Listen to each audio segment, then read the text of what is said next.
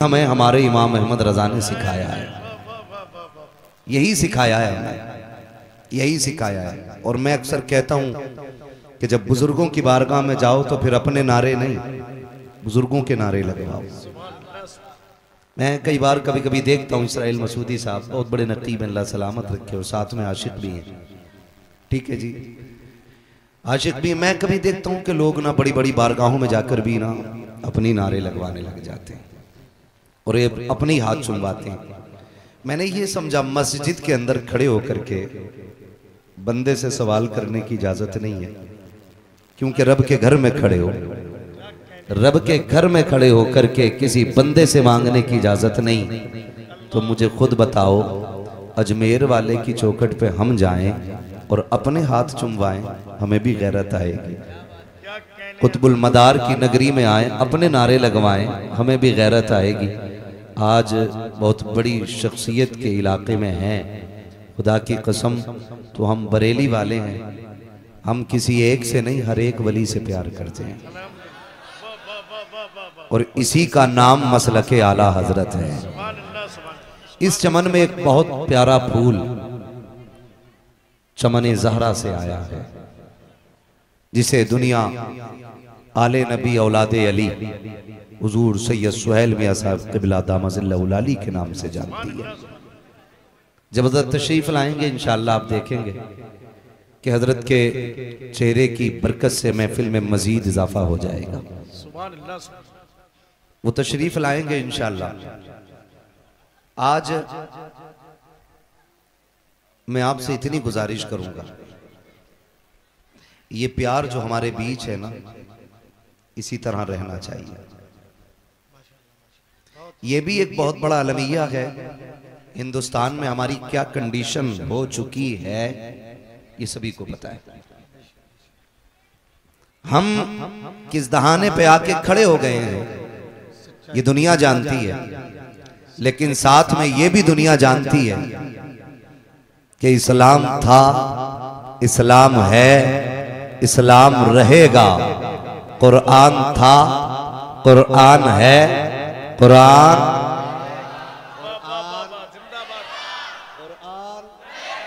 मेरी आवाज आ रही है ना आप तक, है ना? कुरान रहेगा।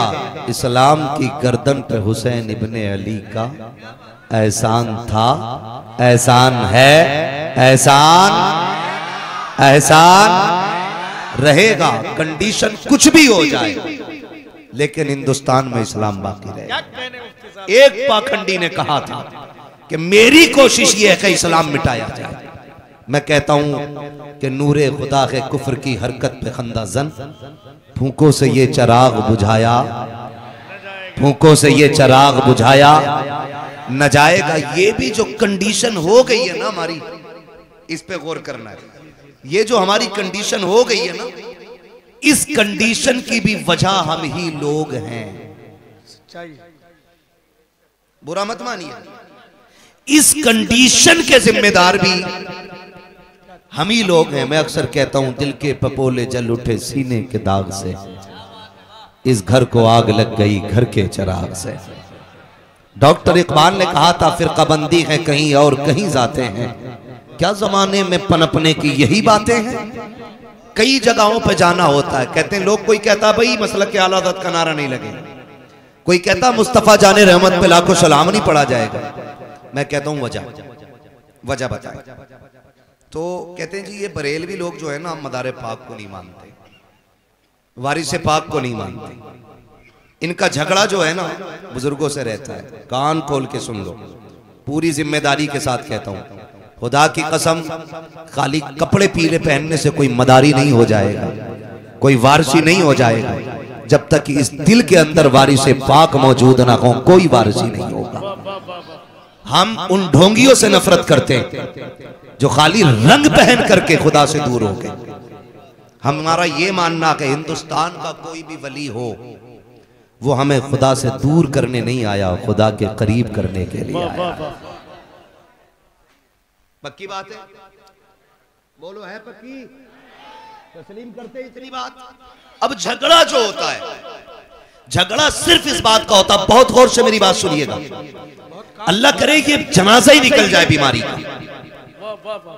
एक ही महफिल में वारसी भी बैठा हो, साबिरी भी बैठा हो, चिश्ती, हशमती, बरकाती, रज़वी सब हो, और कोई पूछने वाले पूछे कौन है ये, तो सिर्फ एक नाम दिया जाए, ये किसी भी चमन के फूल है ना, लेकिन ये सारे मोहम्मदी नजर आ रहे हैं,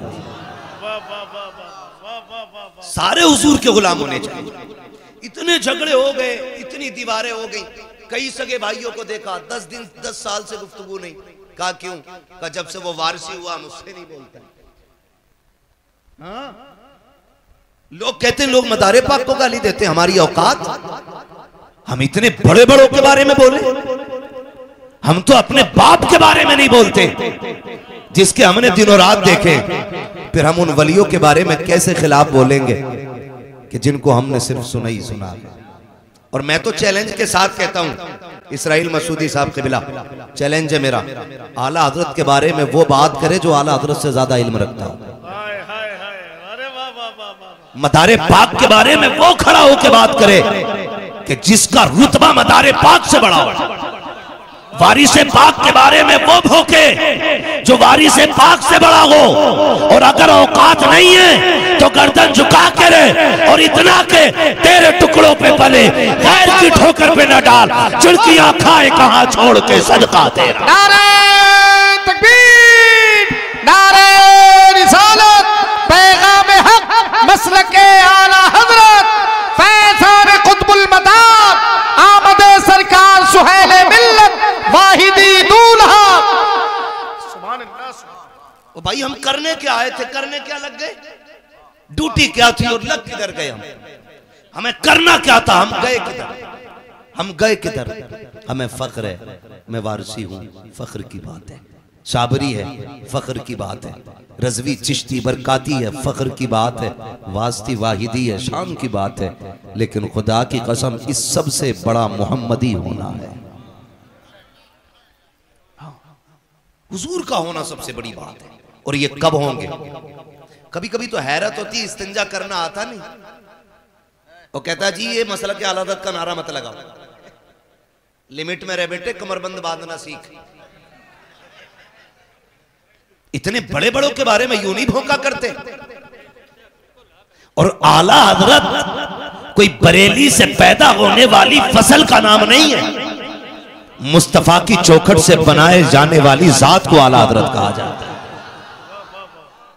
हम तो सीधी बात कहते हैं। और रह गई मसला के आला हज़रत की बात, भाई ये तुम्हारा मसला नहीं है, तुम अपने उलमा के पीछे चलो, अपने रहनुमा के पीछे चलो, ये दीन वाले बताएंगे, ये जिम्मेदार बताएंगे ये नारा लगाना दुरुस्त है कि नहीं। और मैं उन खिचड़ी और छचूंदर बरसाती मेंढकों से भी मेरा सवाल है, आप 12 साल किताबें पढ़ के आए हो, खाली दाल भी गाड़ी है मदरसे की, पढ़ा क्या है, पढ़ा क्या है? कभी नहीं, वो जो लड़ाई हो जाती है इस नारे से, नहीं, इस नारे से ना इश्क़ मुस्तफ़ा निखर के बाहर आया करता है। क्लियर बात, इश्क़ मुस्तफ़ा निखर के बाहर आता है। और मैं एक बात कहूं, अगर खुदा की कसम को ये ना समझे कि मैं बरेली से ताजुश शरिया से बैत हूं इसलिए बरेली की बात कर रहा हूं, अगर मैं चिश्ती होता, बरकाती होता, मैं किसी भी सिलसिले से जुड़ा होता, बरेली से ना भी बैत होता, तब भी मैं इमाम अहमद रजा के गीत गाता। वजह यह नहीं है कि उनके जरिए मुस्तफ़ा का सिलसिला मिला है, वजह यह है कि उनके जरिए ईमान बचा है, उनके जरिए वलियों का तकद्दुस बचा है, उनके जरिए मज़ारों का कमाल बचा है, उनके जरिए चादरों की बहारें हैं, उनके जरिए कुल मौजूद है, उनके जरिए उर्स मौजूद है। मैं तो खुल के कहता हूँ, अगर अहमद रजा ना होते तो किसी पीर के मज़ार पे अगरबत्ती नहीं हो, अहमद रजा ना होते किसी मजार पे गुलाब ना होता। आज जो चादरें चढ़ रही हैं ये तेरे बाप का कमाल लगी, बरेली के अहमद रजा खान का कमाल है।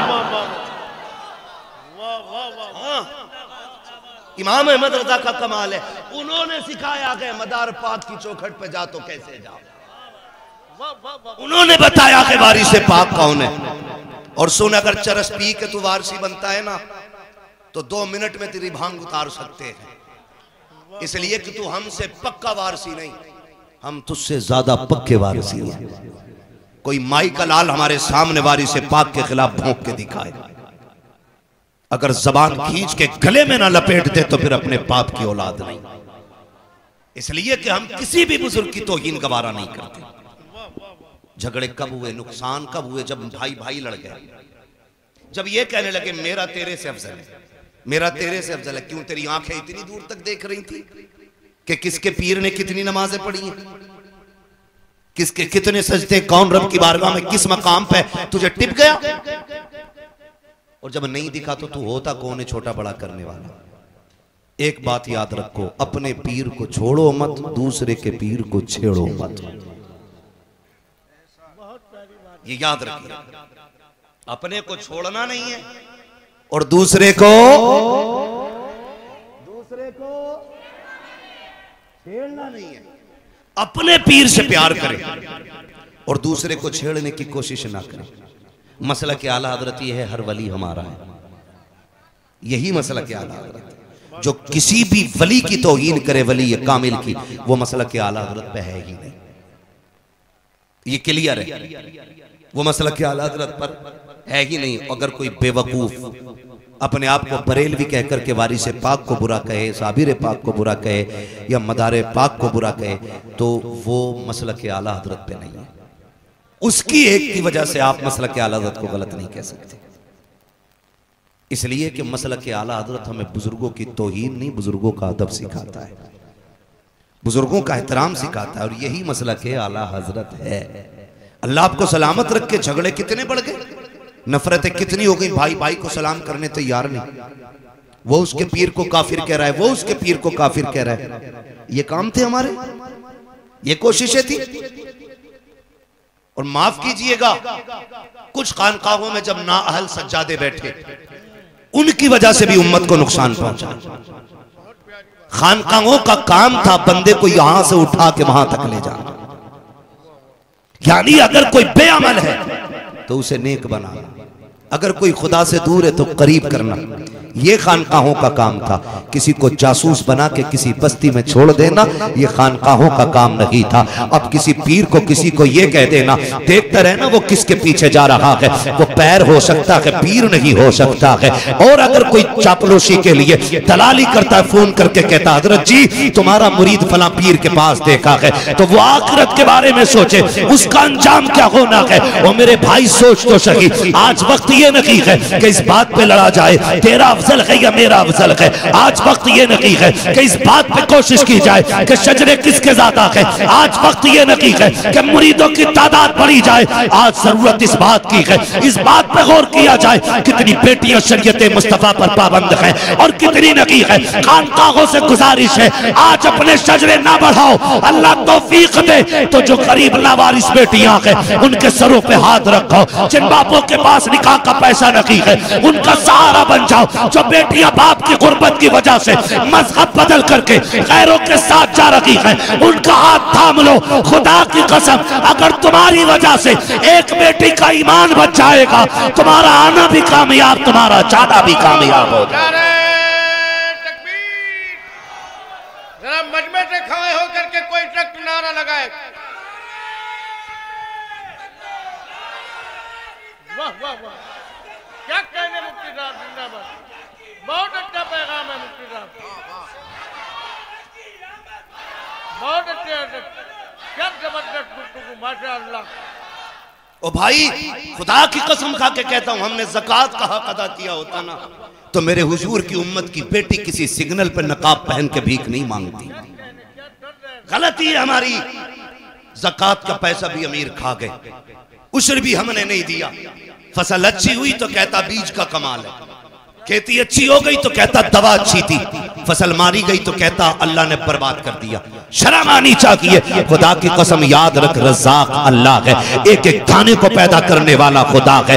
कभी सोच, अपने बारे में गौर कर, तू क्या था, तेरी औकात क्या थी। तू तो कुछ कुछ भी नहीं था, उसने एक कतरे से तुझे क्या से क्या बना दिया। खुदा की कसम कभी झांक के तो देख गिरेबान के अंदर, अपने मुजस्समे में गौर तो कर। उसने दिल बनाया कितनी महफूज जगह रखा है, आंख रखी है सेफ्टी के लिए कितने बेहतरीन वाइफर लगाए उसने। सोच सकते हो आप, खुदा की कसम खा के कहता हूं, उसकी कारीगरी तो देखो। हाथ जहां से टूट जाए, बड़े से बड़ा डॉक्टर दोबारा वैसा नहीं जोड़ सकता जैसा मेरा खुदा बना सकता है, इसलिए कि कायनात को पैदा करने वाला मेरा खुदा है। जब तेरे खेत के अंदर दाना उगा था तब तू कहता खुदा का शुक्र है, पूरा पौधा बना था तू कहता खुदा का शुक्र है, बाल लंबी आई कहता खुदा का शुक्र है, फसल कट के आ गई उस ज़कात निकाल के दे देता। मैं कसम खा के कहता हूं, अल्लाह तो ये कहता है तुम ज़कात दो, तुम्हारे माल की जिम्मेदारी मेरी है, हिफाजत मैं करूंगा।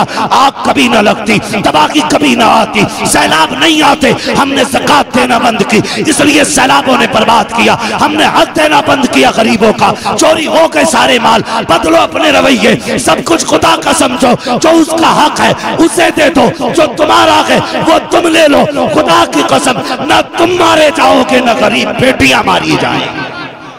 नारे तकबीर, नारे रिसालत, पैगाम हक, मसलके आला हजरत अल्लामा मुफ्ती हम्माद रजा साहब कुमला मुरादाबादी, आमदे सरकार सुहेले मिल्लत। हम इसी बात पे लड़ते रह गए, इसी बात पे लड़ते रह गए कि मेरे पीर को तूने चाय नहीं पिलाई थी। मेरा पीर आया वो उठ के खड़ा नहीं हुआ था, यही लड़ते रह गए। दर्द रखो यार, आज जागना जरूरी है। जागना, जागने का मतलब ये नहीं हम बम फेंकेंगे। हम हुजूर के मानने वाले लोग हैं, हम हुजूर से सीखेंगे। या रसूल अल्लाह, जब सितम हो तब क्या किया जाए? वो जिंदगी भी तो मेरे हुजूर की है, वो जिंदगी भी तो मेरे हुजूर की है। या मरना, हुजूर को क्या मुंह दिखाएंगे? या रसूल अल्लाह, बेटियां गुर्बत की वजह से बाप की दहलीज पे बैठी रही, बाल सफेद हो गए, अब्बा फांसी लगाना चाहता था, बेटी छोड़ के चली गई, मजहब ही बदल लिया। हुजूर पूछेंगे बता क्या रहा तेरी दौलत का? मेरी उम्मत की बेटियां मजहब बदलती रही और तू पैसे पे सांप बन के बैठा रहा। होगा कोई जवाब हमारे पास? होगा कोई जवाब? जिंदगी ऐसे नहीं कटती। खुदा की कसम, 12वीं का महीना है, 12वीं वाले ने आकर के बेटियों को एहतराम बख्शा, एहतराम बख्शा मेरे नबी ने। हमें क्या करना है? जानते हो क्या करना है? सहाबा फरमाते महफिल लगी है, हुजूर बैठे, तवज्जो भाई, हुजूर बैठे, मैं बताने लगा हूं। मेरी तकरीर तबे यार को बेचैन करती है, सबब क्या है? वही कहता हूं जो दिल पर गुजरती है। मैं यहाँ किताब पढ़ने नहीं बैठा, बस दर्द दिल है जो आपके बीच रखने आया हूँ। ये अराकीन कमेटी की कोशिश और मेहनतें थी जो मैं और आपके सामने हूँ। और याद रखिएगा, मैं इश्क के सौदे लेके फिरता हूँ। अगर आप नहीं खरीदेंगे तो इश्क के खरीदार बहुत हैं, जहां चाहेंगे वहां इश्क की दुकान लगा लेंगे। अल्लाह का शुक्र है। बहुत गौर से मेरी बात सुनिएगा और आज के बाद बदलने की कोशिश कीजिए। खाली कमेंट में लिखते मुफ्ती सलमान जिंदाबाद, इश्क रसूल जिंदाबाद, ये काफी नहीं है। रवैये बदले, अपने तरीके। आज का दौर कैसा है? हम लड़ते रह गए अपने अपने लिए, अपने अपने लिए, और बेटियां दीन छोड़ गई। तकलीफ होती है। 10 लाख से ज्यादा बेटियां गैर मुस्लिम हो चुकी है, 10 लाख से ज्यादा गैर मुस्लिम हो गई बेटियां। कहिए की वजह जब इंटरव्यू वालों ने पूछी ना, तो कहिए की ये निकली कि कोई हमसे निकाह ही नहीं कर रहा था, इसलिए हमने मजहब बदल लिया। हर किसी को 10 लाख चाहिए थे, किसी को 5 लाख चाहिए थे। बेटा है तेरा, बकरा नहीं है जो इसे तारीख पे बेचेगा। तू गैरत आनी चाहिए, आज लाजिम है। सहाबा फरमाते, महफिल लगी, हुजूर बैठे, कहते हमने कुछ नहीं सुना, अचानक नबी कहने लगे। आका फरमाते मैं हाजिर हूं। कहते हैं थोड़ी देर चुप हुए, फिर फरमाया हुजूर ने मैं हाजिर हूं। कहते हैं फिर हुजूर खामोश हुए, फिर फरमाया मैं हाजिर हूं। 3 मरतबा ये कह के अचानक हुजूर उठे और दौड़ लगा दी। सहाबा फरमाते हैं हमने देखा अचानक हुजूर बगैर बताए चले गए। हमें चूंकि डर रहता था, मुस्तफा के दुश्मन बहुत है, लेकिन आशिक थे, कहने लगे हम पीछे पीछे दौड़े। हुजूर इतनी तेज गए कि हमारी नजरों से ओझल हो गए। कहते हैं सहाबा लेकिन फिर भी जिधर जिधर से खुशबू आ रही थी हम उधर मुड़ते जा रहे थे। खुशबू सूंघते सूंघते वहां पहुंचे जहां मेरा नबी मौजूद था। कहते हैं हुजूर गए और एक दरवाजा था पुराना, उस पे आका करीम खड़े। जरा सुने, आज सगी बहन दरवाजे पे आती है ना, तो भाई का कलेजा पानी पानी होता है। आ गई लेने के लिए, सगी बहन को चाय पिलाने तैयार नहीं होते हम। यूं तो सैयद भी हो, मिर्जा भी हो, अफगान भी हो, तुम सभी कुछ हो, बताओ कि मुसलमान भी हो। हमारे रवैये सगी बहन को पानी पिलाने तैयार नहीं होते। आ गई हराम का खाने, जबान को ताला लगा। बेटियां बहनें जब दरवाजे पे आती हैं ना, वो तुम्हारा लेके नहीं जाती हैं, बल्कि तुम्हें और दे के जाया करती हैं। मेरे नबी को देखो, खड़े दरवाजे पे। कौन? बेटी अभी तूने कहा ना काश मेरा बाप होता, चल मुझे वही समझ, दरवाजा खोल दे। उसने कहा मेरा बाप इतना अच्छा तो नहीं जो आ जाता। कहा फिर तूने ये भी तो कहा था ना काश मेरा भाई होता। महबूब फरमाते हैं चल वही समझ के खोल दे। उसने कहा मेरा भाई होता तो मैं यहां ना होता। आका फरमाते हैं तीसरी बार तूने ये भी तो कहा था ना काश कोई मेरा हमदर्द होता। फरमाते हैं फिर मुझे हमदर्द समझ के दरवाजा खोल। बच्ची कहने लगी फिर आ जाइए अंदर। मेरे हुजूर तशरीफ लाए, चेहरा देखा देखती रह गई, लेकिन फिर देख के कहती आप कौन? हुजूर फरमाते हैं ये न पूछ मैं कौन, ये बता बेटी तूने आवाज क्यों दी थी, रोई क्यों? बच्ची कहती है क्या बताऊं, 7 साल हो गए इस मकान के अंदर। मैं 8 साल की थी या 9 साल की थी, उस वक्त मेरा बाप मुझे बाजार में बेच के गया था और ये मुझे खरीद के लाया था। कहती है वो अच्छी आदत वाले आज तक मुझ पे सितम रहा है। मैं इतनी थक चुकी हूं कि अब मुझसे काम नहीं होता। ये देख मेरी उम्र 15-16 साल है, तुझे नहीं लगता मुझ पे बुढ़ापा आने वाला है? इतनी कमजोर हो गई हूं। महबूब फरमाते बेटी रोई क्यों? उसने कहा मोहतरम सुने तो सही बात, ये काम ज्यादा है, ताकत नहीं है, बीमार हूं, सर में दर्द है। आज जब मुझ पे सितम हुआ मुझे याद आया मेरा बाप 7 साल पहले बेच के गया था बाजार में। काश मेरे बाप ने मुझे बेचा ना होता, और अगर बेचा था तो आज देख लेता, मेरी हालत देखता तो यहाँ रहने न देता। जब उसने अपना हाल दिल बताया है, नबुव्वत वाली आंखों से आंसू बरसने लग जाते हैं। खुदा की कसम 2 मिनट अखबार पढ़ के हम थोड़ी देर टेंशन करके नजरअंदाज कर देते हैं। मेरे नबी का किरदार देखो, जब बच्ची ने रोना शुरू किया है, आका करीम सल्लल्लाहु तआला अलैहि वसल्लम फरमाते हैं बेटी मालिक कौन है? कहा एक यहूदी मेरा मालिक है। कहा कहां रहता है? कहा आप क्या करोगे पूछ के? मेरे नबी फरमाते हैं बेटी मैं तुझे आजाद कराने आया हूं। इतना सुना बच्ची कहती है यहाँ कौन किसके दर्द बांटता है, कौन किसके दुख बांटा करता है? मेरे नबी ने कहा था बेटी मैं आया हूं। सहाबा से कहते हैं सामान इकट्ठा किया जाए। सारे सामान की गठरी बांधी गई। कान खोल के सुनना प्यारे, अंदाज़े बयां मेरा बहुत शौक लगी है, शायद के उतर जाए तेरे दिल में मेरी बात। जब सारी गठरी बांधी है, आका करीम ने बेटी का हाथ पकड़ा गए, लेकर के चले गए। सहाबी गठरी लेके जा रहे हैं। आका कहते हैं ये गठरी किसकी है? आका इस बच्ची का सामान है। मेरे नबी कहते हैं लाओ ये सामान हमें दे दो। क्या करोगे? आका कहते मैं अपने हाथ में लेके चलूंगा, सरकार गुलाम हाजिर है, हम लेके चलेंगे। तब मेरे नबी ने कहा था ये मेरी बेटी का बोझ है, मुझे उठाने दो, ताकि कयामत तक कल किसी बाप को अगर बेटी का बोझ उठाना पड़े उसे गैरत नहीं आनी चाहिए, नबी की सुन्नत समझ के बेटी का बोझ उठाने लग जाए। ये मेरे नबी का किरदार रहा। आका करीम ने उस बच्ची की भाई यहाँ नहीं, मस्जिद में नहीं, बिस्तर पे लेट के फैसला करना तू कितना बड़ा आशिक है हुजूर का। ये तो तेरा बिस्तर बताएगा तूने कितनी गुलामी का हक अदा किया। ज़बानें लंबी होती है, चौक में बैठ के पंच बन जाते। जी मेरे सामने कोई टिकता नहीं, औकात मेरे हुए नाम वर बेनिशां कैसे कैसे, जमीन खा गई आसमां कैसे कैसे। हैसियत क्या है, औकात क्या है हमारी? बड़े बड़े पहाड़ जमीन के अंदर चले गए, कोई नहीं बचाया और न बचने वाला है। ओ भाई जब इतनी बात मेरे नबी ने कही सहाबा रोने लग गए। कल लाओ ये गठरी मेरी बेटी की है, मैंने इसे बेटी कहा है, लाओ मुझे दो, ताकि कयामत तक कोई बाप बेटी का बोझ उठा के चले उसे गैरत नहीं लगनी चाहिए। वो फख्र से कहे बेटियों का बोझ उठाना ये गैरत की बात नहीं, मदीने वाले की सुन्नत का तरीका है। हुजूर ने गठरी लेके चले, बच्ची साथ जा रही। पहली बार किसी ने बेटी कह के आवाज दी थी।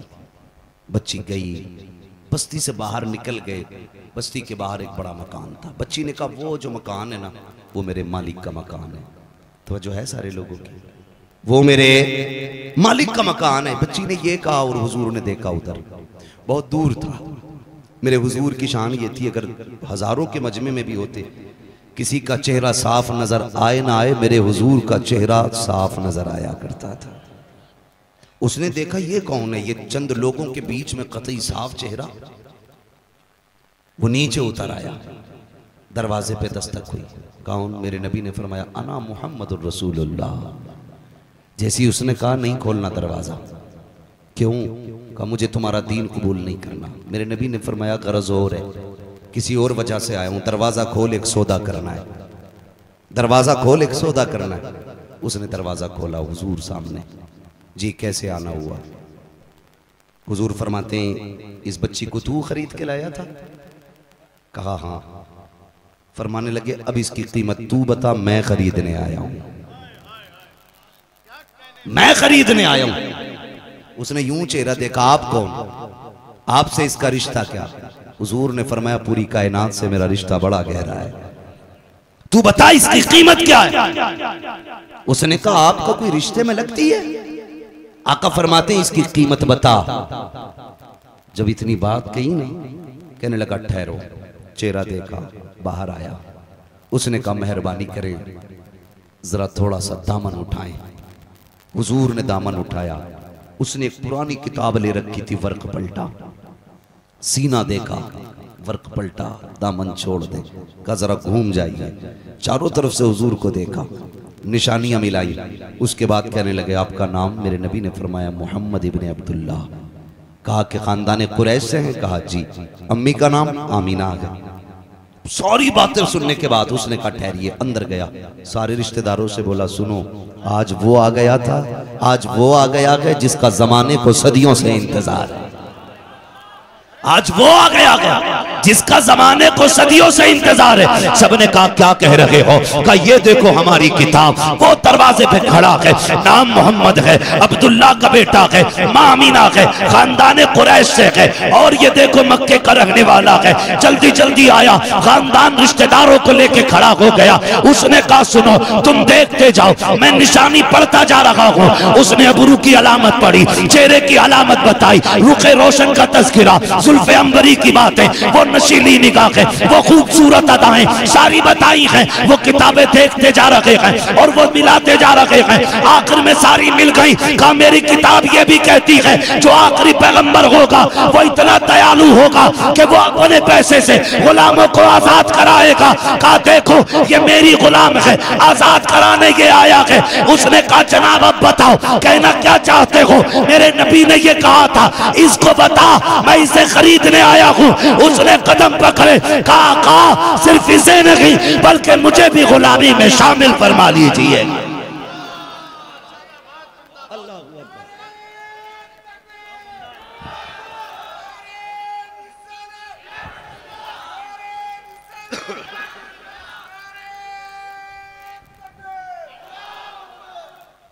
तवज्जो कीजिए।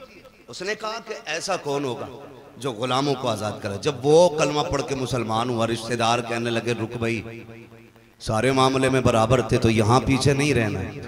अगर तूने हुजूर का दामन थामा है तो फिर हमें भी हुजूर का दामन थामना है, हमें भी हुजूर का दामन थामना। मैं आपसे सिर्फ इतना कहूं, बेटियों को बचाने का काम मेरे नबी ने किया।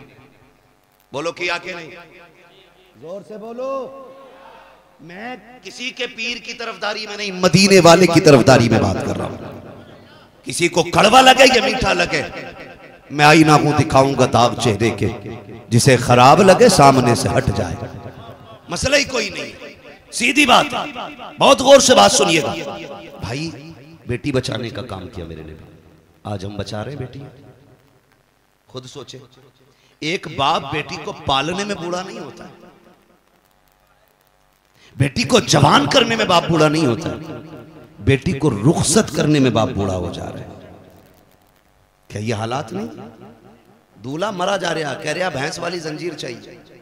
अल्लाह ने अच्छा खासा इंसान बनाया था, गले में चैन पहनेगा।